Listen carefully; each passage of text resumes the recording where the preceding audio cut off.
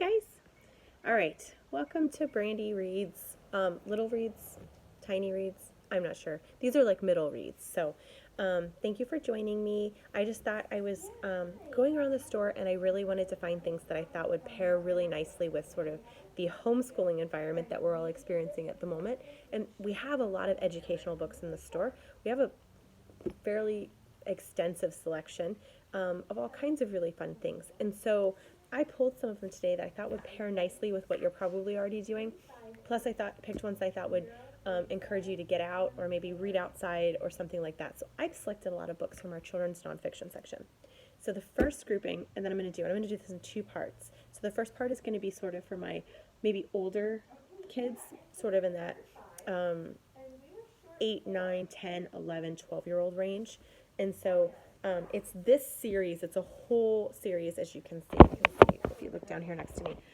It's a whole series of these books, and I'll just go through the titles really quick. And I love them. I love them so much. They're great anytime, but right now we're still in the school year, so it's really nice to have this as an option. This one's called The Book of Massively Epic Engineering Disasters. This is probably one of my favorite ones that we carry because it talks about 33 thrilling experiments based on history's greatest blunders.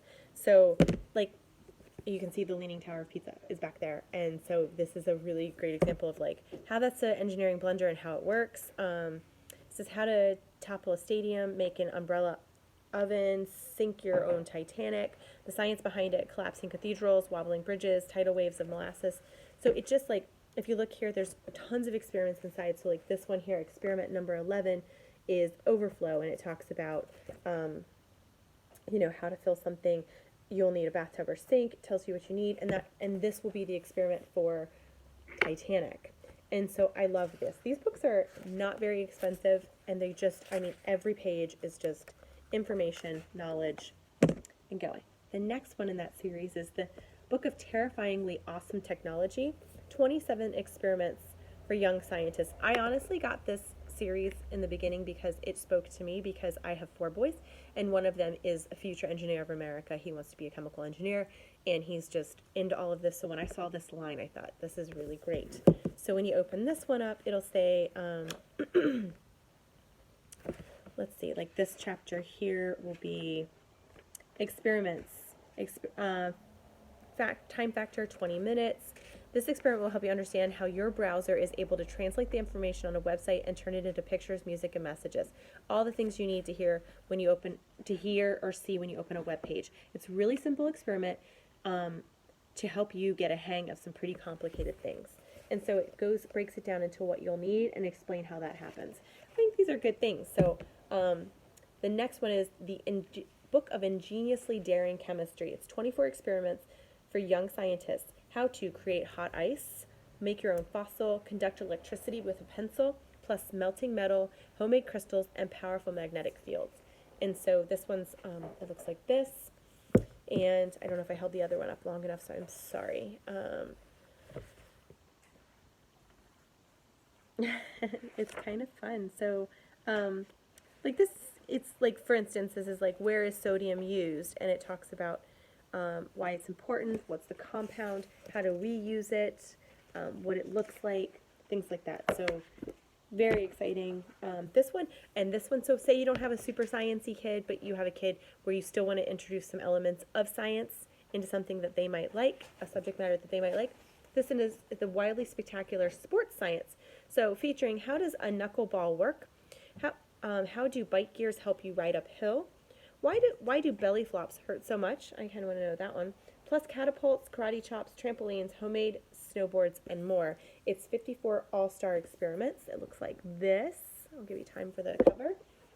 And this one is play ball, and it talks about find a spot where you can observe smoke then next to a solid leaf. Maybe you don't want to do smoke right now. But let's see this one. How do trampolines give that bounce? And then it breaks into like all the things you can do and the experiment and the science behind it.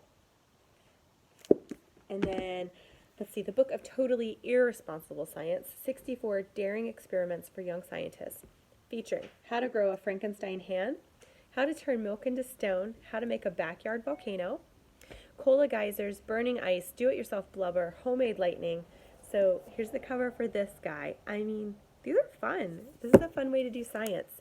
Oh, right away I opened it. Ooh, this is all stuff that you're going to have in your house. Static electricity slime. Look at that guy. I love the pictures. Talks about how to do it. Yeah. The Book of Perfectly Perilous Math. So, for those who are really good at math, it says 24 death-defying challenges for young mathematicians. That's a tongue twister. How to defeat vampires using algebraic equations. Destroy an out-of-control asteroid through geometry. Escape an enemy spy using ratios and proportions, plus killer tornadoes, deadly spiders, zombies, and lethal lasers. So I think this is a really great way to incorporate math, which math is and science are like best friends. And so, so